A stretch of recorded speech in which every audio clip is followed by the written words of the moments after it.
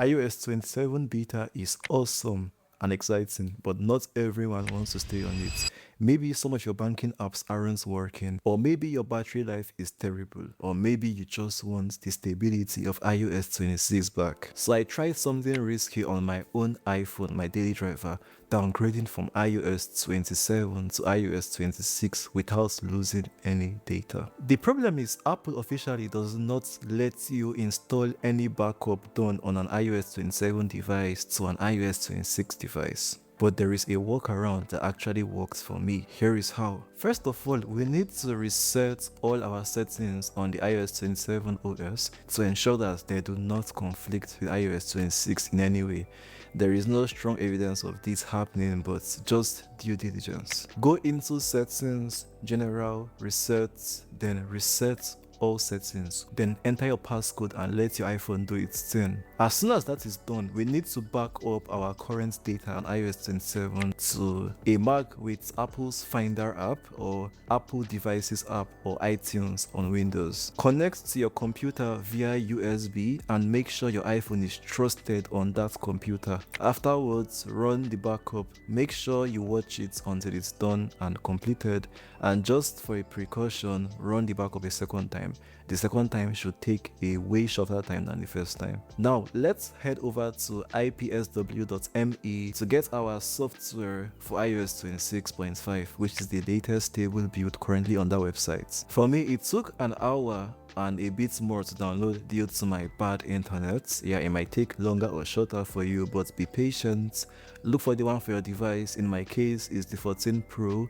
Yeah, and I clicked on it and it's downloading. Let me know how quickly your internet can handle downloading that 10 gigabytes file. So again, officially we are not allowed to restore the backup from a newer software, iOS 27 in this case, to an iOS 26.5 installed device. This next part is the entire reason Finder or Apple devices would even accept that restore. Without it, Finder and Apple devices will refuse to perform that restore. So pay attention. Basically, we need to trick Apple into believing that that backup that was done on iOS 27 is actually an iOS 26.5 backup or older. Alright, let's locate the file. Yeah, in the Finder or your desktop, whichever, hold down the Option key on your Mac's keyboard.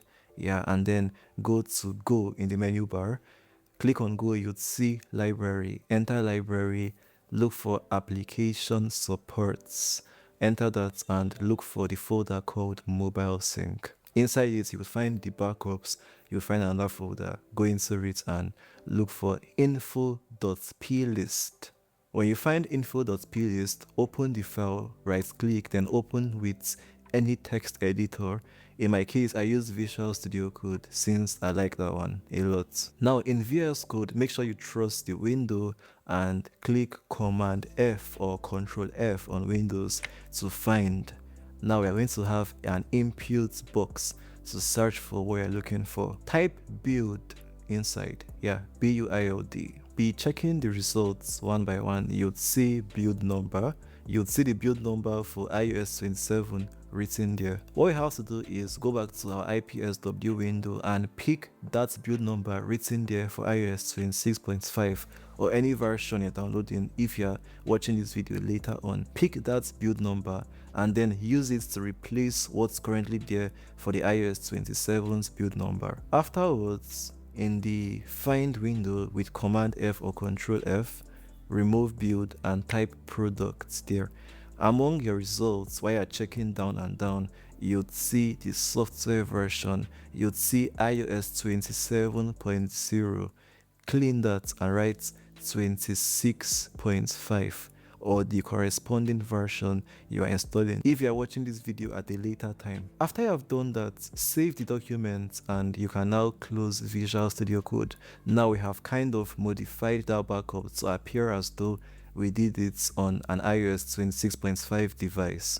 Fingers crossed. Alright, that is done. Time to flash. Connect your iPhone again. Make sure it's securely connected via USB. Then in the Finder window of Apple devices, look for the Restore iPhone option.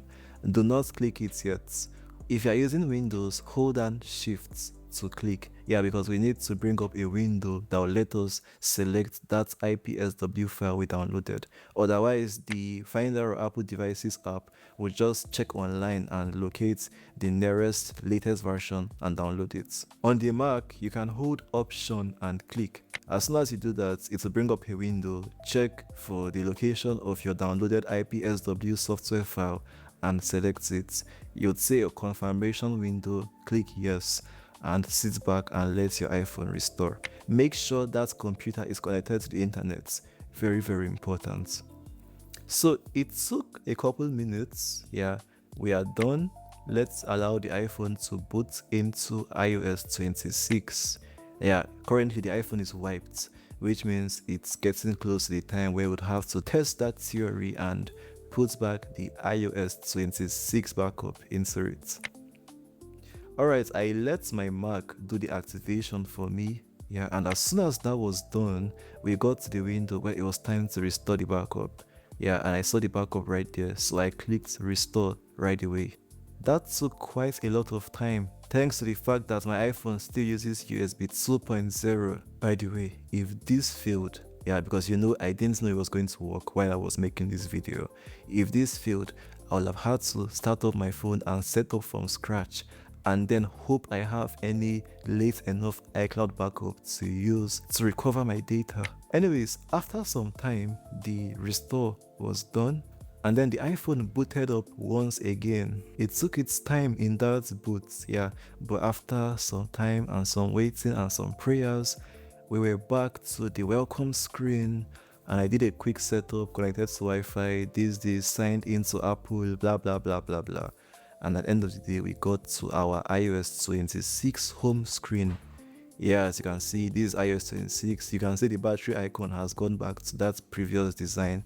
That's nothing like what we have now on iOS 27 beta 1. And every single setting, yeah, which is currently there, besides the ones I've already reset, that's like my home screen, my wallpapers, the arrangements of my app icons on the home screen, everything was intact. So all I had to do was stay connected to the internet, and all my apps soon downloaded before the night. If you got to this point, there is just one more thing I'll recommend you do. Go back again and reset all settings while you're on iOS 26. That should help to remove any more conflictions between stuff like your notification settings for your apps.